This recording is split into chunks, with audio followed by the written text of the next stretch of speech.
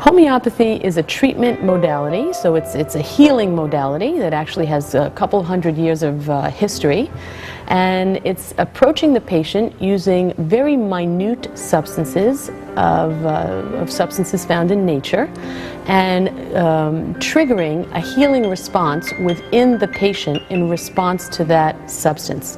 So what that really means is when you take a homeopathic remedy, the remedy triggers your body to heal itself. Okay, unlike taking, let's say, prescription drugs or even herbal medicine or supplements, which tends to affect change because those substances change you, a homeopathic remedy in and of itself is an inert substance. Okay, so over time you get to stop taking the remedy and retain the healing benefits. Unlike, let's say, in regular medicine, whereas if you stop taking your, let's say, high blood pressure medication at a certain point, you can be sure your blood pressure is going to go up because there's actually not any real healing that has happened. With homeopathy, you can expect your body to actually heal.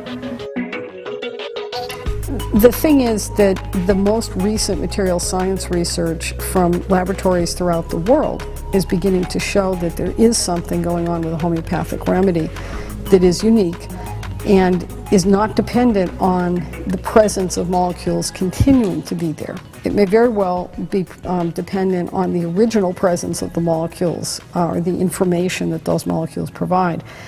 It turns out that there's another very important step in homeopathy in preparing the remedy, and that's called succussion, which is a very vigorous shaking of the remedy. Historically and anecdotally, it was supposedly that somebody actually took a bottle of the material and pounded it on a Bible many times after each dilution step.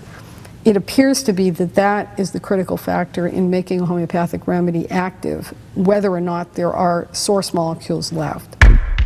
If we all just step back, we're very sick as a nation. We're incredibly sick. I think no time in our history, maybe no time in the history of mankind, have people been so sick. I mean, take children. Children are on Flovent and all kinds of pumps for asthma. They're taking Ritalin and drugs like that to control their bad temperament or their misbehavior.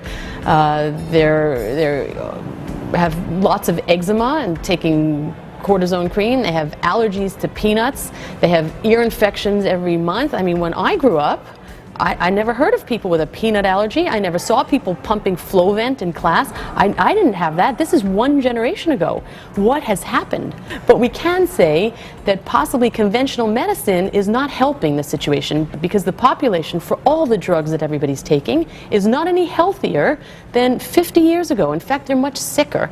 So something is very broken in the system. And one of the things I think we can say that's broken is that conventional medicine doesn't treat the cause of the problem. They just treat the symptoms. There are many homeopathic medical schools around the world today, and the countries in which those homeopathic medical schools exist tend to have homeopathic medicine flower in those countries. And so we believe that by creating a medical school, it will be possible to really help grow the practice of homeopathic medicine in the United States. Well, if homeopathy is so great, how come no one knows about it? How come no one uses it? I think we could say the pharmaceutical industry has a lot to lose if homeopathy were to become mainstream, because homeopathic remedies are cheap. I mean, you could buy a bottle that could last you half a year for about $5, so nobody's making a lot of money on that. And if we actually started healing people and they didn't need to be on drugs for the rest of their lives, there's a lot of big business that would be very upset about that. So I think certainly we have to say that that's one aspect. The other thing is, it seems like the medical system is kind of an old boys club at this point, and they're not really very open to new approaches.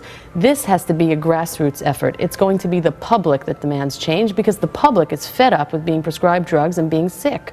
So I think as people, just the average person starts to say, I'm not satisfied with how unhealthy I am, and I'm going to try to find some alternatives, and they start opening a few doors, they're going to realize that actually homeopathy has enormous potential to help.